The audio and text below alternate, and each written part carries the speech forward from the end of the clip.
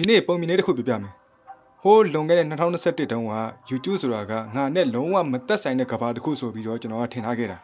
ဒါပေမဲ့အခု2026မှာတော့ကျွန်တော်က Video Editing Tutorial တွေတင်တာအပြင် YouTube နဲ့ဆိုင်တဲ့အကြောင်းအရာတွေ YouTube content တွေဘယ်လိုမျိုးဖန်တီးရမလဲ YouTube ကနေငွေဘယ်လိုရှာရမလဲဒါတွေကိုပါမျှဝေတင်ဆက်ပေးနေတဲ့ creator တယောက်ဖြစ်ဆက်လက်ရှိနေပါတယ်အခန်းထဲမှာပဲ game ဆောလိုက် Facebook တုံးလိုက် TikTok ကြည့်လိုက်ပြီးရင် game ပြန်ဆောလိုက် Facebook ပြန်တုံးလိုက် TikTok ပြန်ကြည့်လိုက်ဒီလိုတန်တရားလင်းနေရကနေပြီးတော့ကျွန်တော်ဒီ channel ကိုစပြဖို့အတွက်ဘယ်လိုမျိုး idea ရခဲ့လဲကျွန်တော်ဘယ်လိုမျိုးနီးလန်းနေနဲ့ဒီ channel ကိုစလုပ်ခဲ့တယ်ဒီဗီဒီယိုမှာပြပြပြသွားပါမယ်ဆိုတော့အဆုံးထိကြည့်တာပေါ့ဒီပုံမြင်လေးရဲ့ဇလန်းအစကတော့2021ကပေါ့ကိုဗစ်ကာလနိုင်ငံရေးအခြေအနေနဲ့ရန်ကုန်မြို့ကြီးကတိတ်ဆိတ်နေတဲ့အချိန်ကာလတစ်ခုမှဖြစ်ပါတယ်တော်တော်များများအိမ်ထဲမှာပဲနေကြတဲ့ကာလတစ်ခုပေါ့အားလုံးလည်းမှတ်မိကြမယ်ထင်ပါတယ်ဒီအခြေအနေတွေကိုအချိန်ကြီးကကုန်တာတအားမြင်တယ်နော်စဉ်းစားကြည့်လိုက်ရင်မိနစ်1နေ့ရလို့ပဲအဲ့ဒီအချိန်တုန်းကကျွန်တော်မိုးလင်းတာနဲ့ဖုန်းကောက်ကိုက် Facebook သုံး game ဆော့ TikTok ကြည့်ဒါရင်းနဲ့ပဲကျွန်တော်ကအချိန်ကုန်နေတာပေါ့နော်တခြားထွေထူးလုပ်စရာလည်းဘာမှမရှိဘူးဒါပေမဲ့တရက်ကြတော့ကျွန်တော်တခုစဉ်းစားမိတယ်ပေါ့နော်ငါဒီလိုပဲသူများတွေလုံနေတာကိုပဲထိုင်ကြည့်နေတော့မှလားငါရောဘာလို့ဒါတွေကိုမလုံနိုင်ရမှာလဲအဲ့လိုမျိုးအသွေးလေးတစ်ခုဝင်သွားတယ်ပေါ့နော်အသွေးလေးဝင်သွားတာပဲရှိတာဒါလှုပ်ဖို့စပြီးတော့စဉ်းစားမိတာမဟုတ်ဒီအသွေးလေးတစ်ခုပဲကျွန်တော်အရင်ရသွားတာအဲ့နောက်မှာတော့ကျွန်တော် TikTok တွေရှောက်ရိုက်တင်တယ်ပေါ့နော်သူများဒါ live ဆော့တယ်ဆိုရင်အဲ့တိုင်းပဲသူများဆော့တဲ့အတိုင်းပဲ live ဆော့တယ်အဲ့လိုရှောက်လို့တာပါဗျာဗီဒီယိုစိုက်တာကအဲ့ TikTok ကနေစရလို့ပြောလို့ရမယ်ဘယ်သူမှလည်းမကြည့်ဘူးလေဘာလို့လဲဆိုတော့ကိုကလည်းဘာကောင်းမှလည်းမဟုတ်ဘူးပြီးတော့ TikTok ကလည်းအဲ့ဒီအချိန်မှာကျွန်တော်ကျွမ်းကျွမ်းကျင်သုံးသပ်တာမဟုတ်ဘူးဒီတိုင်းပဲဖုန်းဖွင့် record နှိပ်သူတို့တချင်းလေးနဲ့ဆော့ဒီလောက်ပဲကျွန်တော်လုပ်တတ်သေးတာအရင်ကြီးမကျွမ်းသေးဘူးအဲ့တုန်းကဒီ TikTok မှာ tutorial သင်ပေးနေလို့တော့ရှိတယ်ဗောနော်ဘယ်လိုဆော့ sticker လေးကိုဘယ်ရထည့်သူတို့ရဲ့ဗီဒီယိုကြည့်ပြီးတော့ကျွန်တော် TikTok လိုက်ဆော့နေတာဆိုတော့ငါဒီလိုပဲ TikTok မှာရှောက်တင်နေတော့မဖြစ်တော့ဘူးတခုခုတော့တေချာလေးလုံးမဖြစ်တော့မယ်စဉ်းစားပြီးတဲ့အခါမှာကျွန်တော် YouTube ကိုစလုပ်ဖို့အတွက်ဖြစ်လာတာဗောနော်အဲ့ဒီမှာပြင်းလို့စလုပ်တယ်ဆိုတဲ့အရာကနေစလိုက်တယ်လို့ပဲပြောရမယ် YouTube စလုပ်တော့မယ်ဆိုပြီးတော့စဉ်းစားတာကနေပြီးတော့တကယ်လက်တွေ့ဖြစ်ဖို့အထိကဂျားထဲမှာအချိန်တော်တော်လေးကြာသေးတယ်ကျွန်တော် YouTube စလုပ်တော့မယ်ဆိုပြီးတော့စွန့်ဖက်လိုက်တဲ့အချိန်မှာပြဿနာနှစ်ခုစတက်တယ်ပထမတစ်ခုကဘာလဲဆိုတော့ငါဘာတင်มาလဲပေါ့ YouTube မှာနောက်တစ်ခုကကြတော့ငါဗီဒီယိုဘယ်လိုရိုက်ကမှာလဲပေါ့အဲ့ဒီပြဿနာနှစ်ခုစတက်တယ်ပေါ့နော်တကယ်တမ်းခင်ဗျားတို့မသိတာကကျွန်တော်က professional videographer တယောက်နာမည်ကြီး brand တွေအတွက် social media commercial တွေကျွန်တော်အများကြီးရိုက်ပေးခဲ့ဘူးတယ်ကျွန်တော်ရိုက်ခဲ့တဲ့ဟာလေးတချို့ကိုကျွန်တော်ဒီနောက်မှာနည်းနည်းလေးထည့်ပေးလိုက်မယ်ပေါ့နော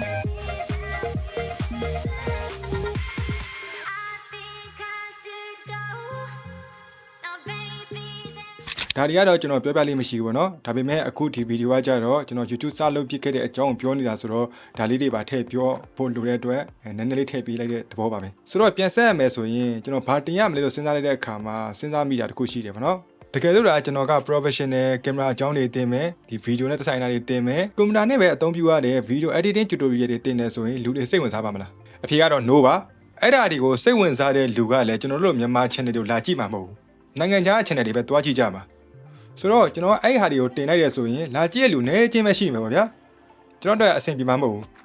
အဲ့ဒါအကြောင်းမလို့ကျွန်တော်နောက်တစ်ခုဘာထက်စဉ်းစားမိလဲဆိုတော့လူတိုင်းစီမှာကွန်ပျူတာမရှိဘူးဒါပေမဲ့လူတိုင်းရဲ့လက်ထဲမှာဖုန်းရှိတယ်အဲ့ဒါကအဖြေပဲ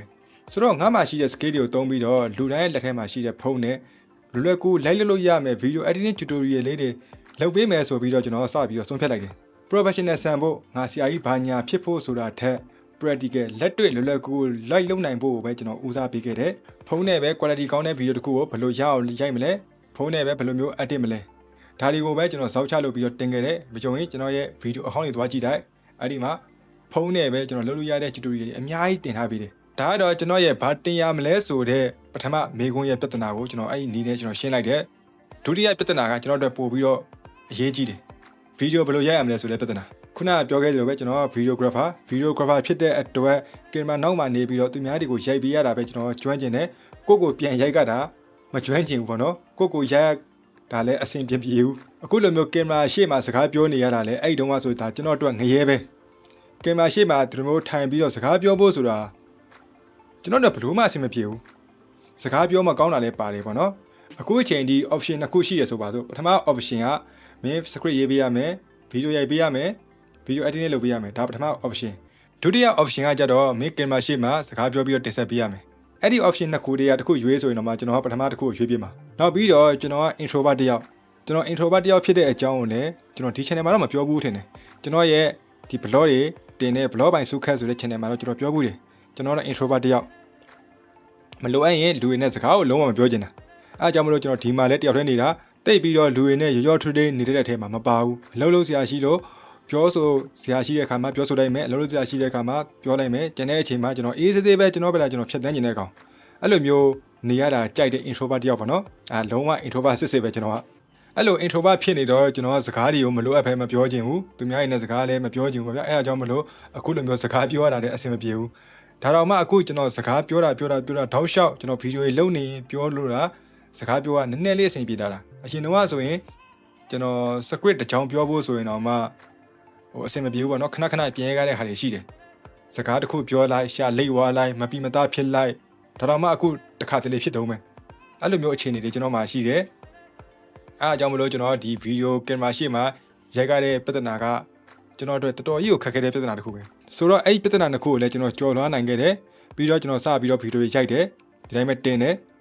စစချင်းလုပ်တဲ့ဟာတွေကဘယ်သူမှအဆင်ပြေတာမဟုတ်ဘူးအဲ့တော့ဒါပေမဲ့လည်းအဆင်ပြေခြင်းမပြေခြင်းကကိစ္စမရှိဘူးစလုပ်ဖို့ပဲရေးကြည့်တယ်ဆိုပြီးတော့တင်ချပလိုက်တယ်အဲ့ဒီမှာနောက်ထပ်စိတ်တက်ကြစရာတစ်ခုကပေါ်လာတယ်အဲ့ဒါကတော့တော်တော်များများရင်ဆိုင်ရတဲ့ negative comment တွေပဲပေါ့နော်အဲ့ဒီမှာတချို့တွေဝင်ရေးကြတယ်ပေါ့နော်ဒါလေးများခလေးအောင်သိတယ်မင်းကအခုမှသိတာလားအဲ့လိုမျိုး comment တွေကိုကျွန်တော်အများကြီးကျွန်တော်ဖတ်ခဲ့ရတယ်ပေါ့နော်အဲ့ဒီမှာကျွန်တော်ဘာခံစားရလဲဆိုတော့ငါတင်တဲ့ဗီဒီယိုတွေကအရန်ကိုလွယ်နေလားပေါ့နော်ခလေးကလားကွက်တွေများဖြစ်နေမလားဒါပေမဲ့တချို့ comment တွေဖတ်ကြည့်ပြန်တော့လေအခုမှသိရလို့ကျေးဇူးပါတို့အကျိုးရှိပါတယ်ဆိုတော့ comment တွေလည်းအများကြီးရှိနေပြန်တယ်ပြီးတော့ငါကဒီလိုလွယ်လွယ်လေးတင်လို့ငါ scale ကိုလည်းဒီတော့ပဲရှိရလို့လူတွေများထင်ဝါကြမလားဆိုပြီးတော့လေကျွန်တော်က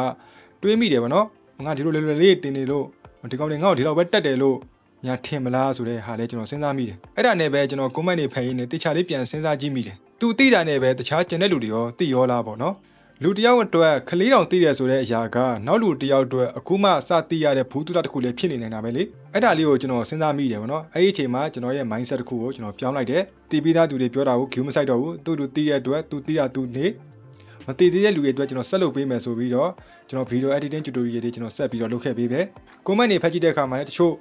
ကိုကလွယ်လေးဆိုပြီးတော့တင်လိုက်တဲ့ဟာတော့မှသူတို့အတွက်ခက်နေတဲ့ဟာတွေလည်းရှိသေးတယ်ပေါ့နော်ဘာလို့လဲဆိုတော့ကျွန်တော်ကဗီဒီယိုတစ်ခုတင်လိုက်တာဖြစ်တဲ့အတွက်အဲ့ဗီဒီယိုကိုဘယ်သူကကြည့်မလဲဆိုတာကိုကျွန်တော်မသိနိုင်ဘူးပေါ့နော်အဲ့ဒါကြောင့်မလို့ကျွန်တော်ဗီဒီယိုတွေဖန်တီးတဲ့နေရာမှာကျွန်တော် stat တွေကိုဘယ်တော့မှမကြော်ဘာလို့လဲဆိုတော့ဒီ stat တစ်ခုကြော်သွားတဲ့တာနဲ့မသိတဲ့လူကတိုင်ပတ်ဝါနိုင်တယ်ပေါ့နော်တချို့ဆိုရင် Gmail account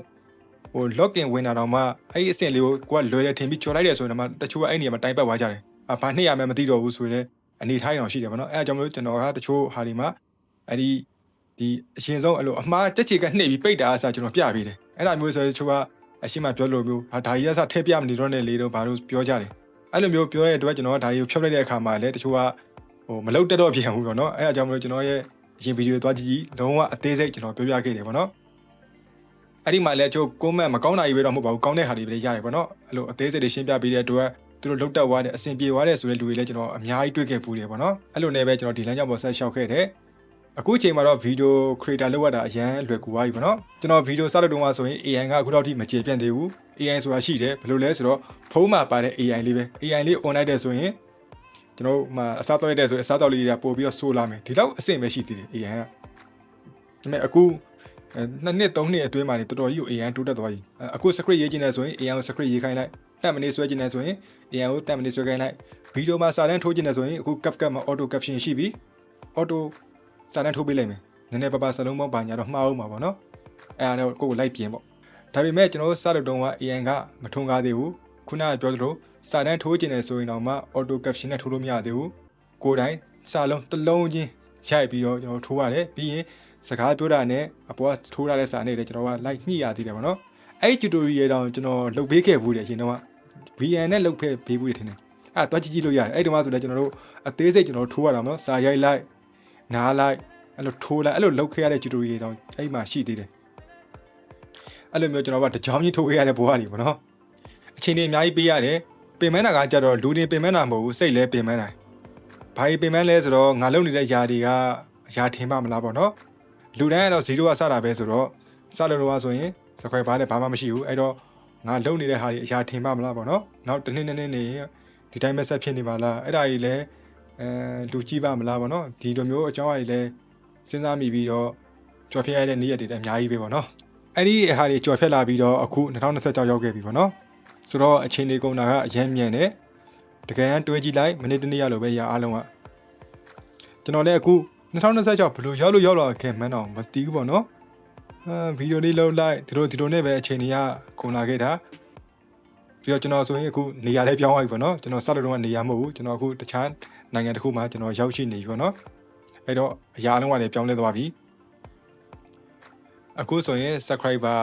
2သိန်းလေးပြည့်တော့မယ်ပေါ့နော်နောက်ထပ်9000လောက်ပဲလိုတော့ထင်တယ်အစကိုနဲ့လုံးဝမဆိုင်တဲ့ YouTube ကအခုကျွန်တော် subscriber 2သိန်းနီးပါးရောက်လာခဲ့ပြီပေါ့နော် YouTube creator အဝက်လေးလည်းနောက်မှကျွန်တော်ပြထားတယ်အဲ့အလေးလည်းကျွန်တော်ရှိရောက်ရှိနေပြီပေါ့နော်ကျွန်တော်အရှိမပြောခဲ့တဲ့အထဲမှာမိသွားတာလေးရှိတယ်ပေါ့နော်ကျွန်တော် YouTube စလုပ်တုန်းကလည်းဒီ subscriber 3သိန်းကိုရအောင်သွားမယ်ဆိုတဲ့ရွေချက်ရှိတယ်ဒီ save button လေးကိုလည်းရအောင်ယူမယ်ပေါ့နော်ဘာလို့လဲဆိုတော့ကျွန်တော်ဒါလေးကလည်းကျွန်တော်လိုချင်တာ YouTube creator တိုင်းလည်းဒါကိုလိုချင်တာဆိုတော့ကျွန်တော်လည်းလိုချင်တယ်ဆိုတော့ဒါလည်းကျွန်တော်ရဲ့ဒီ milestone တစ်ခုထဲမှာပြည့်သွားပြီပေါ့နော်ပြီးတော့ကျွန်တော်ဒီမှာလက်မှတ်ထိုးတာတစ်ခုရှိတယ်ဒီလက်မှတ်လေးကလည်းကျွန်တော်အရန်သဘောကျတဲ့ artist P-Mister သူလက်မှတ်ထိုးပေးထားတာသူရဲ့မွေးနေ့မှာ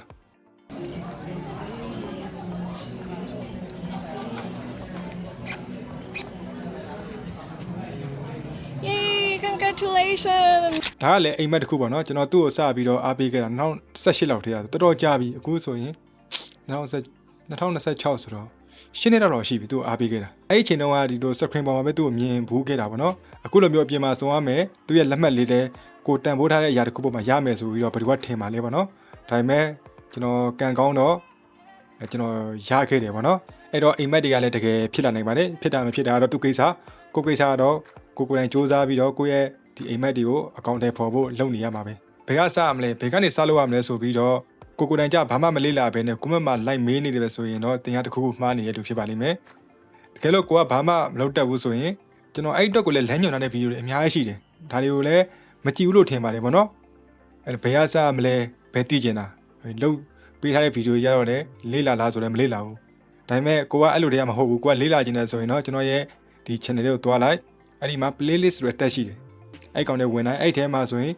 YouTube စလုပ်မယ်ဆိုရင်ဒီဗီဒီယိုကြည့်ဆိုတဲ့ playlist ရှိတယ်ပေါ့နော်အဲ့ playlist ထဲမှာကျွန်တော် YouTube နဲ့စပြီးဘယ်လိုလုပ်ရလဲဆိုတဲ့ဟာတွေကိုကဘာတင်ရမှမသိဘူးဆိုရင်ဘာတွေစဉ်းစားပြီးဘယ်လိုမျိုးရွေးချယ်တင်ရမလဲဆိုတဲ့ဟာတွေပါစကျွန်တော်အသေးစိတ်ကျွန်တော်လုပ်ထားပေးဘူးတယ်အများကြီးပဲကျွန်တော်လုပ်ထားပေးခဲ့ဘူးတာ YouTube ကနေပတ်စံဘယ်လိုက YouTube ကနေပတ်စံဘယ်လိုပေးတာလဲအစ knowledge sharing တွေရောတို့ monetization အောင်သွားတဲ့အခါကျရင်ဘာဆက်လုပ်ရမလဲဆိုတဲ့ဟာတွေအများကြီးပဲကျွန်တော်လုပ်ထားတဲ့ဗီဒီယိုတွေရှိတယ်အဲ့ဒီဗီဒီယိုတွေလေ့လာလိုက်တယ်ဆိုရင်တော့မှဒီမေးခွန်းတွေကျွန်တော်မေးစရာလိုတော့တဲ့မေးခွန်းတွေတော့မဟုတ်တော့ဘူးပေါ့နော်ဆိုတော့အဲ့လိုမျိုးမေးတဲ့လူတွေကဗီဒီယိုတွေကိုဘာမှမကြည့်ဘဲနဲ့မေးတယ်လို့ကျွန်တော်ယူဆတယ်အဲကြောင့်မလို့ဗီဒီယိုလေးတွေအရင်ဆုံးတွားကြည့်လိုက်ပါကျွန်တော်အခုလိုမျိုးရှင်းပြထားတဲ့ဟာတွေအများကြီးပဲအဲ့တော့ကိုကတကယ်သိကျင်တယ်ကိုကတကယ်လုပ်ချင်တယ်ဆိုရင်ကိုယ်တိုင်တကယ်တော့လေ့လာပါပေါ့နော်တကယ်လို့သာကျွန်တော်က2021မှာ user မလို့ဖြစ်ခဲ့ဘူးဆိုရင်အခုချိန်မှာကျွန်တော်နောင်နှရနေမှာတော့ကျင်းသေးတယ်ပြီးတော့ကျွန်တော်ဒီ save button လေးလည်းရမှာမဟုတ်ဘူးဒီလက်မှတ်လည်းရကြမှာရမှာပေါ့နော်အချိန်တွေကအဲ့လိုမတူနိုင်ဘူးပေါ့ပြီးတော့ဒီအခုလိုမျိုးခင်ဗျားတို့ကို YouTube နဲ့ဆိုင်တဲ့အကြောင်းအရာတွေကိုမျှဝေပေးနေတဲ့ဒုတိယဆိုရတယ်ခင်ဗျားတို့မြင်ရမှာမဟုတ်တော့ဘူးပေါ့နော်ဆိုတော့အခု2026ထဲမှာလည်းကျွန်တော် YouTube နဲ့ဆိုင်တဲ့အကြောင်းအရာတွေဗီဒီယိုဖန်တီးတဲ့အကြောင်းအရာတွေကိုကျွန်တော်ဆက်ပြီးတော့မျှဝေပေးသွားပါဦးမယ်အခုကျွန်တော်ပြပြလိုက်တဲ့အကြောင်းအရာတွေကကိုယ့်အတွက်အကျိုးတစ်စုံတစ်ခုရှိပါရဲဆိုရင်ကျွန်တော်ရဲ့ဗီဒီယိုလေးကို like လေးနှိပ်ခဲ့ပေးဖို့လည်းမမေ့ပါနဲ့ channel ကလည်း subscriber 2သိန်းနားကတ်နေပြီဆိုတော့လေ subscribe မလုပ်ရသေးဘူးဆိုရင်ကျွန်တော်ရဲ့ channel လေးကို subscribe နှိပ်ပြီးတော့လေကူညီပေးဖို့တောင်းဆိုချင်ပါတယ်ဆိုတော့ကျွန်တော်နောက်ထပ်ဗီဒီယိုမှာပြန်တွေ့ပါမယ်